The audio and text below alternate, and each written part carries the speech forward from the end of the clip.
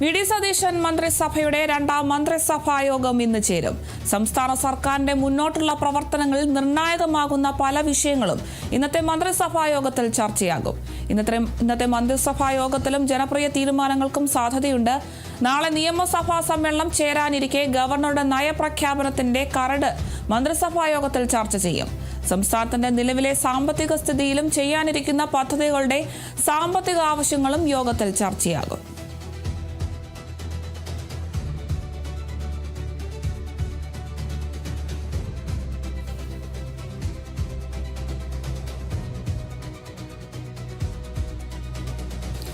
VD. Satheesan മന്ത്രിസഭയുടെ രണ്ടാം മന്ത്രിസഭാ യോഗമാണ് ഇന്ന് ചേരുക. സംസ്ഥാന സർക്കാരിന്റെ മുന്നോട്ടുള്ള പ്രവർത്തനങ്ങളിൽ നിർണായകമാകുന്ന പല വിഷയങ്ങളും ഇന്നത്തെ മന്ത്രിസഭാ യോഗത്തിൽ ചർച്ച ചെയ്യാനാണ് തീരുമാനിച്ചിരിക്കുന്നത്. ആദ്യ മന്ത്രിസഭാ യോഗത്തിൽ വമ്പൻ പ്രഖ്യാപനങ്ങളൊക്കെ ആയിരുന്നു വി.ഡി. സതീശൻ പ്രഖ്യാപിച്ചിട്ടുണ്ടായിരുന്നത്. എന്തായാലും രണ്ടാമത്തെ മന്ത്രിസഭാ യോഗത്തിൽ ഇതിലും കൂടുതൽ ജനകീയമായ വിഷയങ്ങളൊക്കെ ഈ ഒരു യോഗത്തിൽ ചർച്ച ചെയ്യാനാണ് തീരുമാനിച്ചിട്ടുള്ളത്.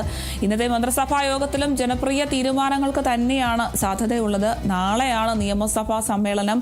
ഇത്തരത്തിൽ നിയമസഭാ സമ്മേളനം ചേരാനിരിക്കെ ഗവർണറുടെ നയപ്രഖ്യാപനത്തിന്റെ കരട് മന്ത്രിസഭാ യോഗത്തിൽ ചർച്ച ചെയ്യാനും തീരുമാനിച്ചിട്ടുണ്ട്.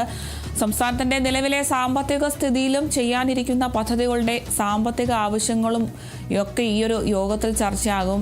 എന്തായാലും മന്ത്രിസഭാ യോഗത്തിന് ശേഷം മാത്രമേ എന്തൊക്കെ ജനപ്രിയ തീരുമാനങ്ങളാണ് വി.ഡി. സതീശൻ സർക്കാർ മുന്നോട്ടുള്ള സംസ്ഥാനത്തിന്റെ പുരോഗതിക്കായി എടുക്കുന്നത് എന്നൊക്കെ നിർണായകമാണ്. എന്തായാലും ചർച്ചകൾക്കൊക്കെ ശേഷമായിരിക്കും എന്തൊക്കെയായിരിക്കും ആ ഒരു ജനപ്രിയ പ്രഖ്യാപനങ്ങൾ എന്നൊക്കെ അറിയാൻ സാധിക്കുകയുള്ളൂ.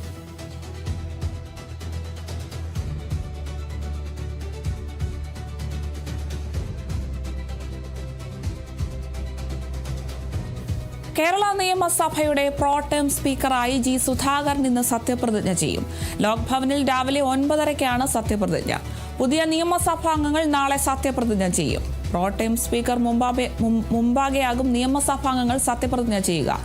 അതേസമയം 22-നാണ് സ്പീക്കർ തിരഞ്ഞെടുപ്പ് നടക്കുക. അതിനുശേഷം 29-ന് ഗവർണറുടെ നയപ്രഖ്യാപന പ്രസംഗം ഉണ്ടാകും.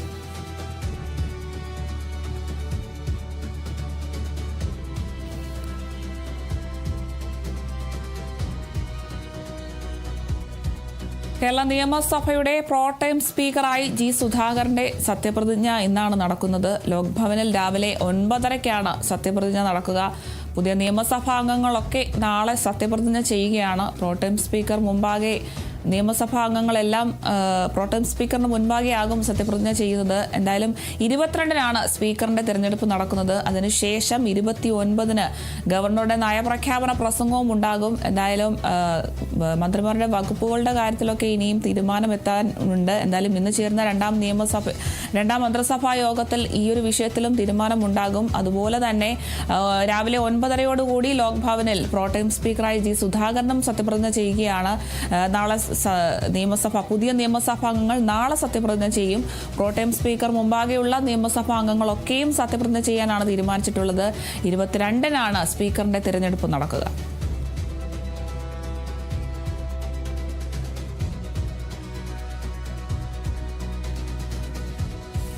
ആലപ്പുഴയിൽ യൂത്ത് കോൺഗ്രസ് KSU പ്രവർത്തകരെ മുൻ മുഖ്യമന്ത്രി പിണറായി വിജയന്റെ ഗൺമാൻമാർ മർദ്ദിച്ച സംഭവത്തിൽ അന്വേഷണം ആരംഭിച്ച SIT. ഉത്തരവിറങ്ങിയതിന് പിന്നാലെ ആദ്യ അന്വേഷണ സംഘം തയ്യാറാക്കിയ റിപ്പോർട്ടുകൾ പരിശോധിച്ചു.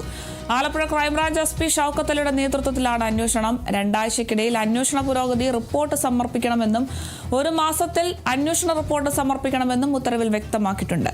മർദ്ദനമേറ്റ തോമസ് ഉൾപ്പെടെയുള്ളവരുടെ മൊഴി രേഖപ്പെടുത്തി ദൃശ്യങ്ങളും പരിശോധിച്ചാകും റിപ്പോർട്ട് നൽകുക.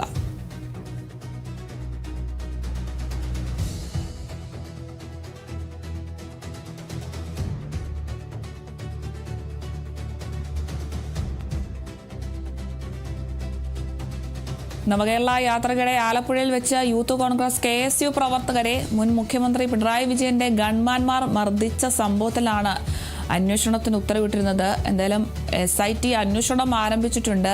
കോടതി ഇത്തരത്തിൽ പുനരന്വേഷണമൊക്കെ ആവശ്യപ്പെട്ടിരുന്നു. പക്ഷേ ഈ ഒരു വിഷയത്തിൽ അന്വേഷണമോ എന്തെങ്കിലും നടപടിയോ ഒന്നും എടുക്കാത്ത പക്ഷമാണ് VD സതീശൻ സർക്കാർ അധികാരമേറ്റതിനു ശേഷം കോടതിയുടെ ഉത്തരവ് മാനിച്ച് വീണ്ടും ഈ ഒരു അന്വേഷണത്തിന് ഉത്തരവിട്ടത്. SIT ആണ് ഇപ്പോൾ അന്വേഷണം തുടങ്ങിയിരിക്കുന്നത്. ഉത്തരവിറങ്ങിയതിന് പിന്നാലെ തന്നെ ആദ്യ അന്വേഷണ സംഘം തയ്യാറാക്കിയ റിപ്പോർട്ടുകളൊക്കെയും പരിശോധിച്ചിരുന്നു.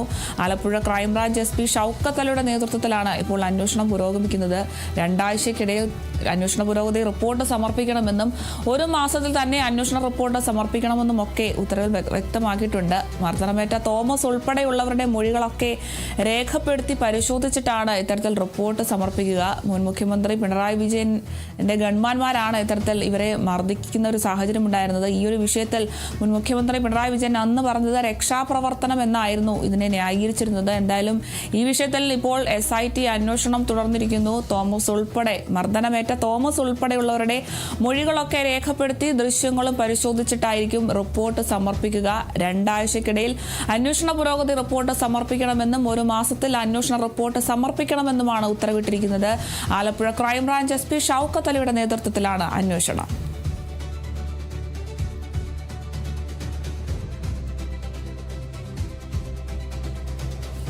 KSRTC ബസ്സിൽ സ്ത്രീകൾക്ക് സൗജന്യ യാത്ര നടപ്പാക്കുന്നതിന്റെ മുന്നോടിയായി ഇന്നു മുതൽ വീണ്ടും ജനറൽ ടിക്കറ്റിംഗ് ആരംഭിക്കുന്നു. KSRTCയിൽ യാത്ര ചെയ്യുന്ന സ്ത്രീകളുടെ എണ്ണം രേഖപ്പെടുത്താനായാണ് ജനറൽ ടിക്കറ്റിംഗ് നടത്തുന്നത്. അതേസമയം പദ്ധതി നടപ്പാക്കുന്നതിലെ മാനദണ്ഡം നിശ്ചയിക്കുന്നതിന് ഉന്നത ഉദ്യോഗസ്ഥരുടെ യോഗവും ഇന്ന്. പദ്ധതിക്കായി പണം കണ്ടെത്തുന്നതിലും ആലോചന തുടരുകയാണ്. Ordinary, limited stop, fast passenger ബസ്സുകളിൽ സൗജന്യ യാത്ര അനുവദിക്കാനാണ് നിലവിൽ സർക്കാർ ആലോചിക്കുന്നത് എന്നതാണ് വിവരം. എത്ര സ്ത്രീകൾക്ക് യാത്രയ്ക്കായി KSRTC ആശ്രയിക്കുന്നുണ്ട് എന്ന് ആദ്യഘട്ട കണക്കെടുത്തിരുന്നു. ഇത് പ്രകാരം പ്രതിദിനം 12 ലക്ഷത്തോളം സ്ത്രീ യാത്രക്കാർ KSRTCയെ ആശ്രയിക്കുന്നുണ്ടെന്നാണ് ഏകദേശ കണക്ക്. ഇവർക്ക് സൗജന്യ യാത്ര അനുവദിക്കുന്നതോടെ പ്രതിമാസം ഏകദേശം 60 കോടി രൂപയെങ്കിലും കുറഞ്ഞത് സർക്കാർ KSRTCക്ക് സബ്സിഡിയായി നൽകേണ്ടി വരും. ഏതൊക്കെ ബസ്സുകളിൽ എത്ര ദൂരം വരെ യാത്ര ചെയ്യാമെന്ന കാര്യത്തിൽ ഇന്നത്തെ യോഗത്തിനു ശേഷം മാത്രമേ വ്യക്തതയുണ്ടാകൂ. ജില്ലകൾക്ക് പുറത്തേക്ക് സൗജന്യ യാത്ര അനുവദിക്കണമോ എന്നും എല്ലാ പ്രായക്കാർക്കും ഈ ആനുകൂല്യം നൽകണമോ എന്നുമുള്ള കാര്യത്തിൽ സർക്കാർ തീരുമാനമെടുത്തേക്കും.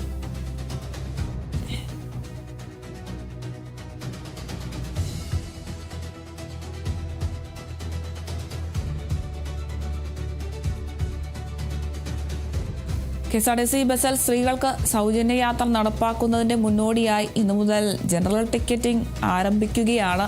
ജൂൺ 15 തന്നെ ഈ ഒരു നിയമം പ്രാബല്യത്തിൽ വരുമെന്നായിരുന്നു VD സതീശൻ പ്രഖ്യാപിച്ചിട്ടുണ്ടായിരുന്നത്. എന്തായാലും KSRTCയിൽ യാത്ര ചെയ്യുന്ന സ്ത്രീകളുടെ എണ്ണമൊക്കെ രേഖപ്പെടുത്തുന്നതിന് വേണ്ടിയിട്ടാണ് ഇത്തരത്തിൽ ജനറൽ ടിക്കറ്റിംഗ് നടത്തുന്നത്. അതേസമയം തന്നെ പദ്ധതി നടപ്പാക്കുന്നതിലെ മാനദണ്ഡം നിശ്ചയിക്കുന്നതിനുള്ള ഉന്നത ഉദ്യോഗസ്ഥരുടെ യോഗം ഇന്നാണ് ചേരുന്നത്. പദ്ധതിക്കായി പണം കണ്ടെത്തുന്നതിലുമൊക്കെ ഇന്നത്തെ യോഗത്തിൽ ആലോചനയുണ്ട്.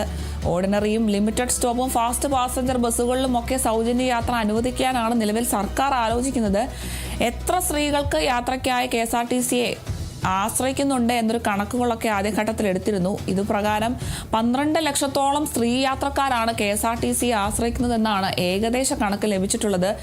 ഇവർക്ക് സൗജന്യ യാത്ര അനുവദിക്കുന്നതോടെ പ്രതിമാസം ഏകദേശം 60 കോടി രൂപയെങ്കിലും സർക്കാർ KSRTCക്ക് സബ്സിഡിയായി നൽകേണ്ടി വരുമെന്നതാണ് ഇപ്പോഴത്തെ കണക്ക്. ഏതൊക്കെ ബസ്സുകളിൽ എത്ര ദൂരം വരെ യാത്ര ചെയ്യാമെന്ന കാര്യത്തിൽ ഇന്നത്തെ യോഗത്തിനു ശേഷം മാത്രമേ ഒരു വ്യക്തത ഉണ്ടാവുകയുള്ളൂ. എന്തായാലും ജില്ലകൾക്ക് പുറത്തേക്ക് സൗജന്യ യാത്ര അനുവദിക്കണമോ വേണ്ടയോ എന്നുള്ള കാര്യത്തിലും എല്ലാ പ്രായക്കാർക്കും ഈ ആനുകൂല്യം നൽകണമോ എന്നൊരു കാര്യത്തിലും ഒക്കെ ഇന്നത്തെ യോഗത്തിൽ സർക്കാർ തീരുമാനമെടുത്തേക്കും.